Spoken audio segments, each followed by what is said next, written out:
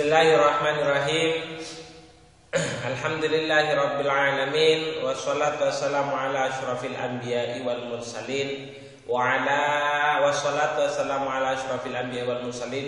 alihi wa sahbihi ajma'in. Amma ba'du. Alhamdulillah, ma'asyiral muslimin wa zumratal mu'minin. Hadirin pemirsa dimanapun Anda berada, alhamdulillah pada kesempatan kali ini kita bisa melanjutkan kembali kajian kita, yaitu kitab Nasha'ihul Ibad, di mana pada pertemuan kali ini kita masuk kepada makalah yang ke-13 dari kitab Nasha'ihul Ibad yang menjelaskan tentang keinginan kuat dari seorang yang arif serta keinginan kuat dari orang yang dikatakan zuhud.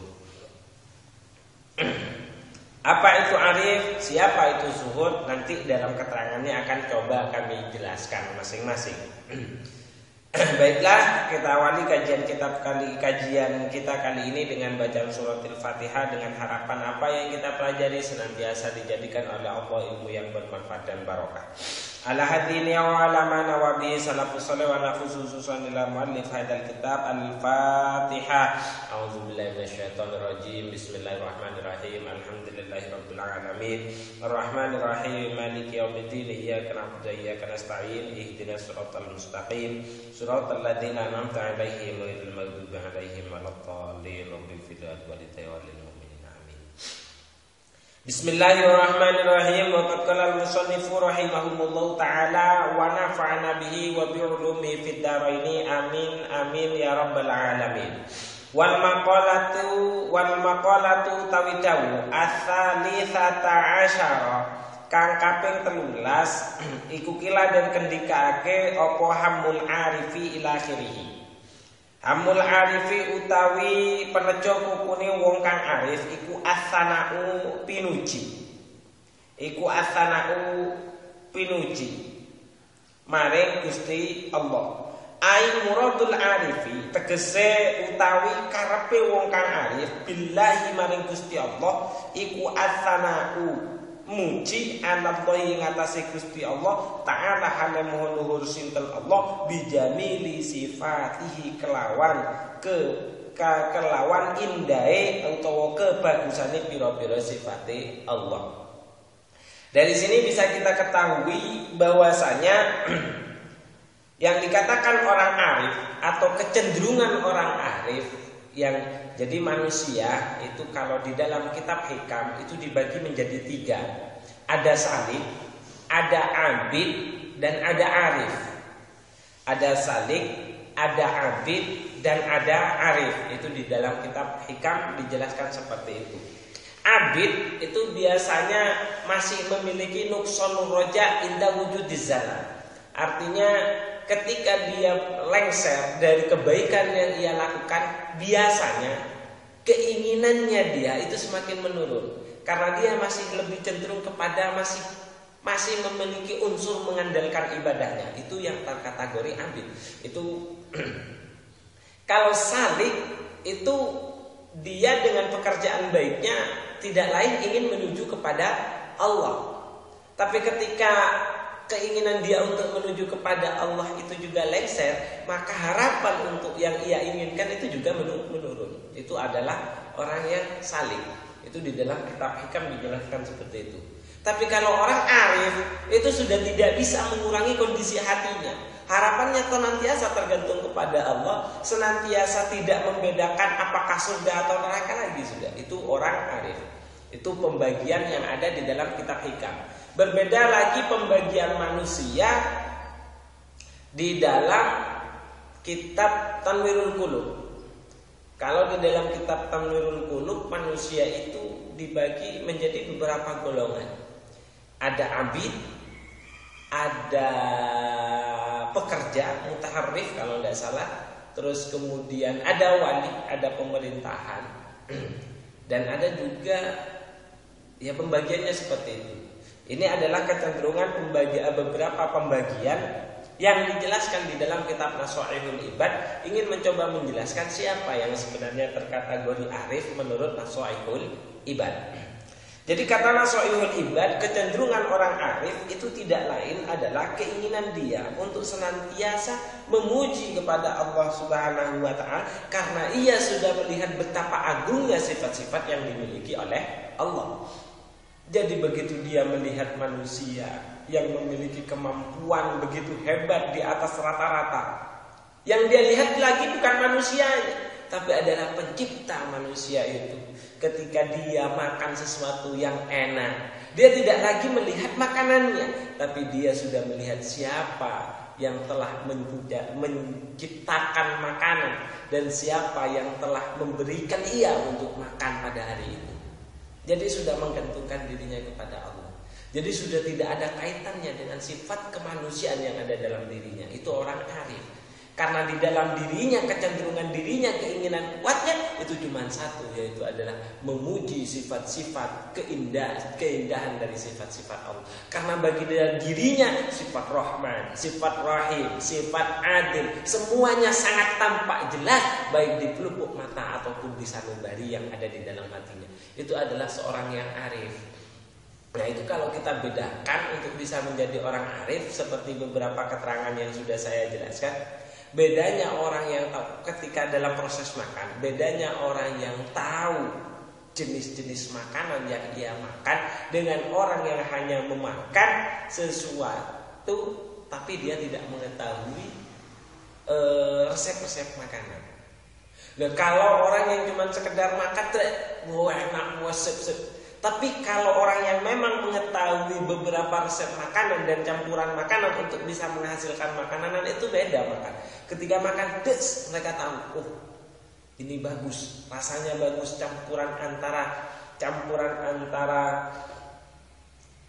gula, terus garam, kemudian campuran tomatnya, ini betul-betul terasa, hebat betul. Jadi sambungannya bukan pada makanan lagi, tapi kepada yang membuat makanan. Jadi salah satu syarat untuk bisa menjadi orang alif, kalau melihat dari analogi cerita yang saya tadi ungkapkan, maka yang pertama yang dibutuhkan itu adalah keilmuan.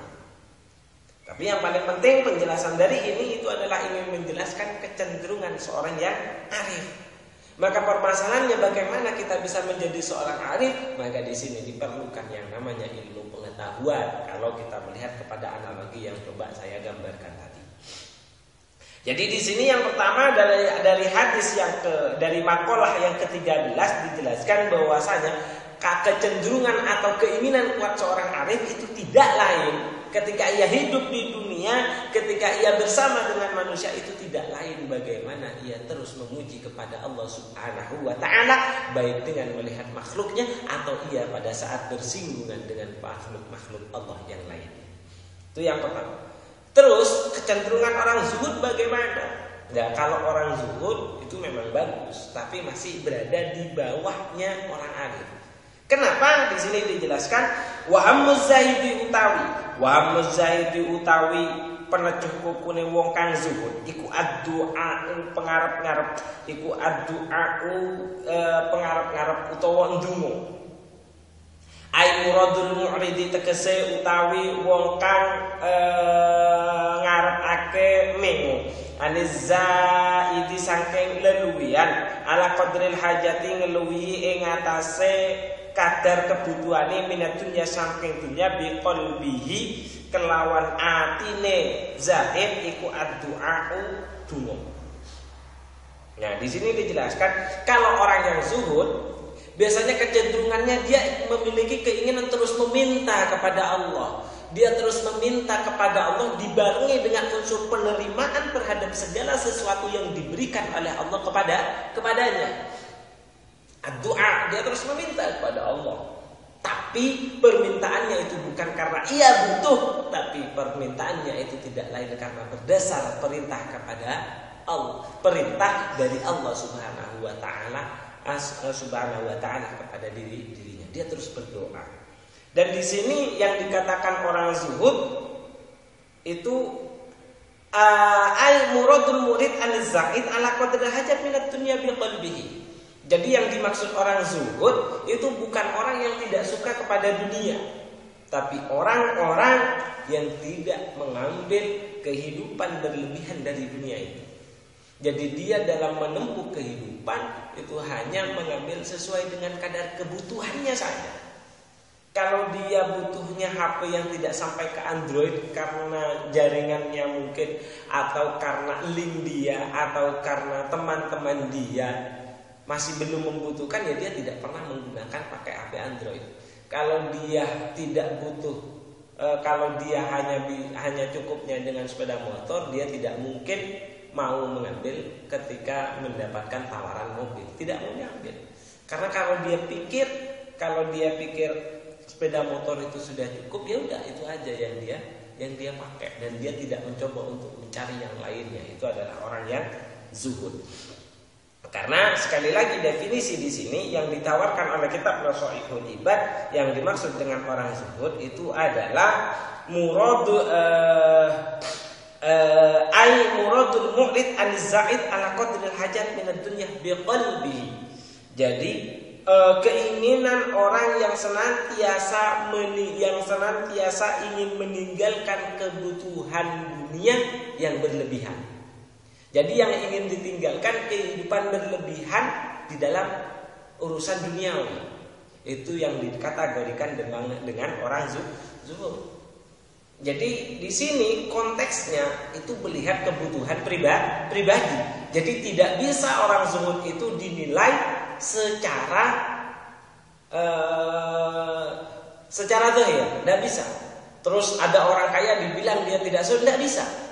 Karena batasannya itu adalah qadril hajat, kebutuhan dirinya. Jadi kebutuhan dirinya.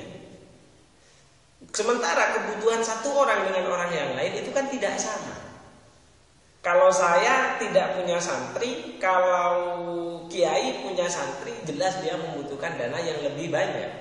Kalau saya mungkin cuma ngajar sekitaran sini, jadi tidak butuh rumah lahan yang banyak, karena saya hidup sendiri. Karena kebutuhan saya itu cuma seperti itu.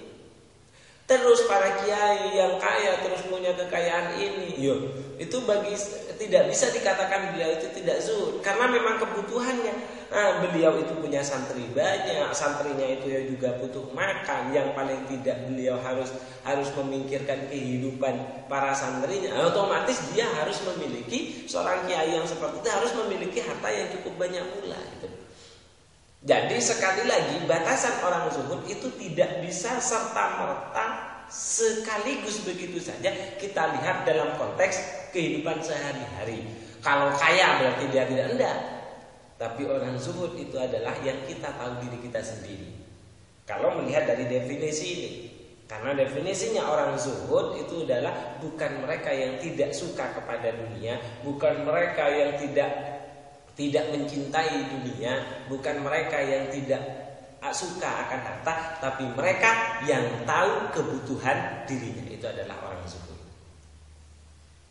Jadi orang zuhud itu adalah orang yang tahu akan kebutuhannya dan dia tidak mau menggunakan fasilitas yang berlebihan dalam urusan duniawinya. Itu yang dikatakan orang zuhud. Nah, kalau orang sudah sampai pada taraf itu, biasanya dalam kitab ini dijelaskan kecenderungan atau keinginan kuatnya hanya ingin terus berkeluh kesah kepada Allah. Karena keluh kesah atau doa dia itu tidak lagi sebagai media untuk untuk menyampaikan kebutuhan hidupnya, tidak. Tapi doanya itu adalah sebagai bentuk amalan ibadah yang lainnya bagi dirinya, salah satu cara untuk mendekatkan dia kepada Allah Subhanahu wa ta'ala. Jadi terus meminta. Kalau kita kan tidak, orang rata-rata itu memintanya kepada Allah, ndonga atau berdoa kepada Allah ketika dia butuh, tidak punya pekerjaan, berdoa kepada Allah, ya Allah semoga saya diberikan. Nah, dia berdoa bukan karena tidak melihat karena doa itu sebagai satu media mendekatkan dirinya kepada Allah, tapi dia berdoa ya karena memang dia butuh gitu. Lah orang zuhud tidak seperti itu. Orang zuhud itu tidak pernah merasa butuh akan duniawi. Jadi dia senantiasa merasa cukup urusan duniawinya karena dia senantiasa menerima apa yang sudah diberikan oleh Allah. Tapi dia terus meminta dibarengi dengan rasa menerima atas yang ada. Itu orang zuhud. Jadi kecenderungan orang zuhud seperti itu. Nah, doa itu sendiri ternyata bukan sekedar meminta definisinya. Kenapa kok kecenderungan orang zuhud itu dikatakan adalah ad-du'a atau doa yang kita tahu adalah meminta kepada Allah.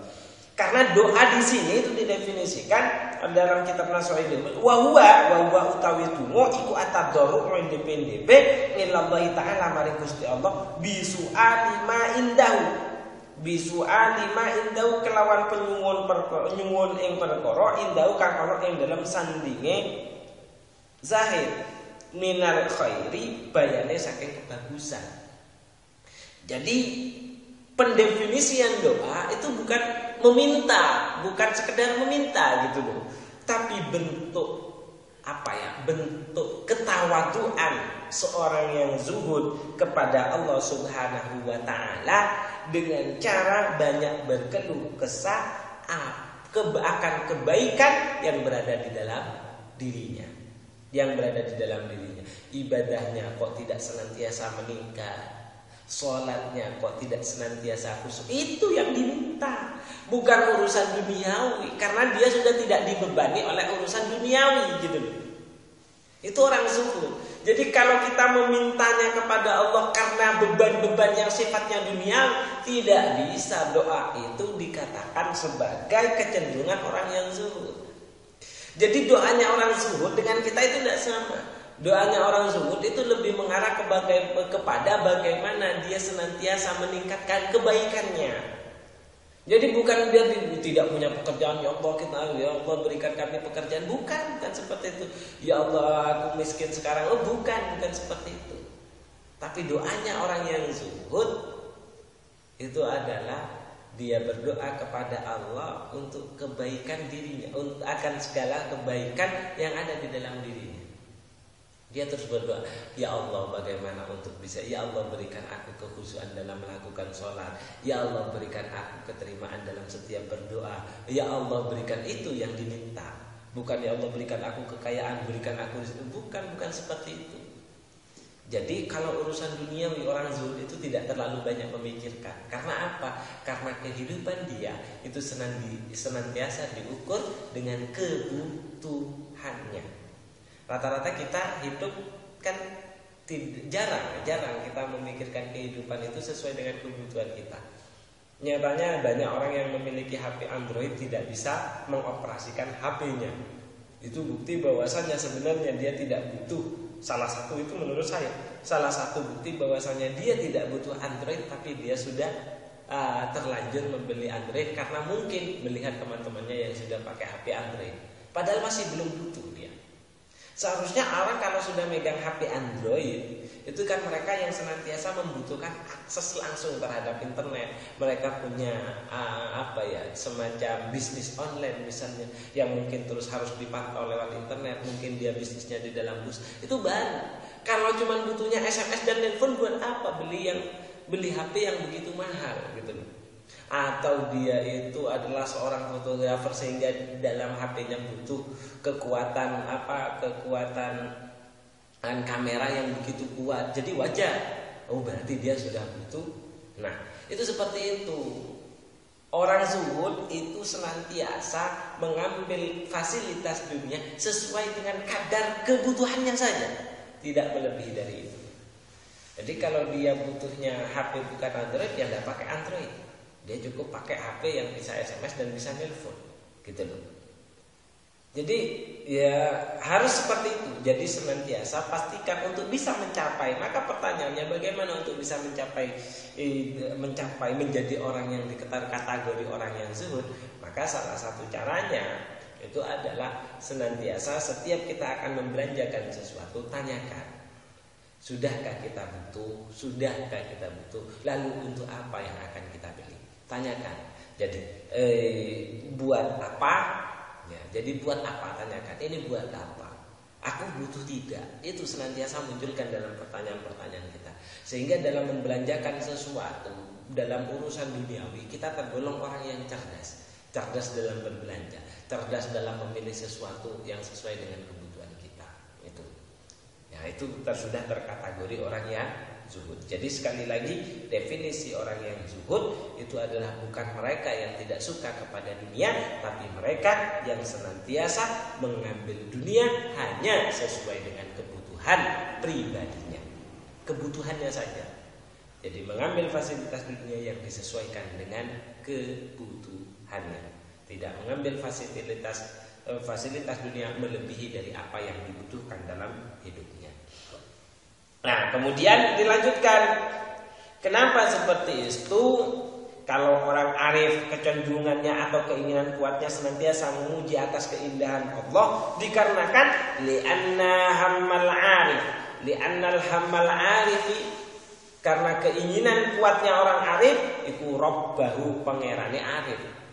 Jadi kalau orang arif, orang yang sudah memiliki kecenderungan hati, atau orang yang senantiasa yang sudah memiliki ketergantungan hati, tidak lain hanya kepada Allah Subhanahu wa ta'ala. Jadi wajar kalau oleh Allah ditampakkan sifat Rahman Rahimnya. Jadi wajar kalau oleh Allah ditampakkan sifat adilnya, sehingga yang ia cenderungi atau yang ia inginkan itu tidak lain senantiasa memuji kepada Allah Subhanahu wa ta'ala. Bukan yang mereka la thawabu walal jannatu, bukan pahala ataupun surga yang menjadi kecenderungan atau keinginan kuat dari seorang arif, karena tidak lain itu adalah di hanya zat Allah Subhanahu wa ta'ala. Itu kalau orang arif. Tapi kalau orang zuhud, kenapa kok dia hanya memikirkan sesuatu, kok senantiasa berdoa? Karena hubungan keinginan atau hubungan hatinya itu baru separuh mau nyampe kepada Allah Subhanahu wa ta'ala. Di sini dijelaskan wa muzahidi utawi penejo pupune wong kang zahid iku nafsune zahid. Sementara keinginan kuatnya atau keinginan kuat yang ada di dalam hati seorang yang zahid itu masih menggantung terhadap dirinya sendiri. Jadi wajar kalau keinginan kuatnya itu hanya berdoa kepada Allah, karena doa itu nanti akan kembali kepada diri sendiri. Itu. Manfaatu nafsihi tegese manfaate awake zahid minat tawabi bayane saking ganjaran wal jannati lan surga. Fafarqu bainaman moko utawi perbedaane antara wong hamu kang himmatu kang utawi iku himmatu kang utawi himmaiman iku alhur widodari. Waman lan wong himmatu kang utawi himmaiman iku raf'us suwar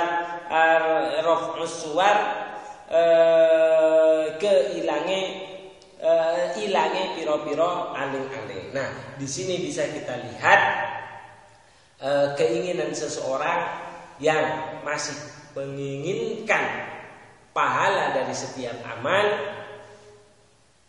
dan perbedaan antara orang-orang yang tidak lain hanya ingin bertemu dengan kehadiran Allah Subhanahu wa ta'ala, sehingga seluruh batasan-batasan kemanusiaan dihilangkan oleh Allah Subhanahu wa ta'ala. Ya, jadi walaupun zuhud itu seolah-olah tidak suka dunia, tapi masih ada hal yang sedikit yang masih mencantol kepada dirinya, yaitu salah satunya adalah balasan surga ataupun pahala. Itu yang ada di dalam diri zuhud. Tapi kalau orang yang arif sudah tidak seperti itu.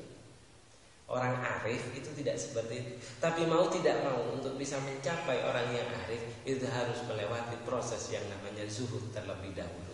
Jadi perlahan meninggalkan dunia, belajar untuk menggunakan dunia sesuai dengan kapasitas kebutuhan saja.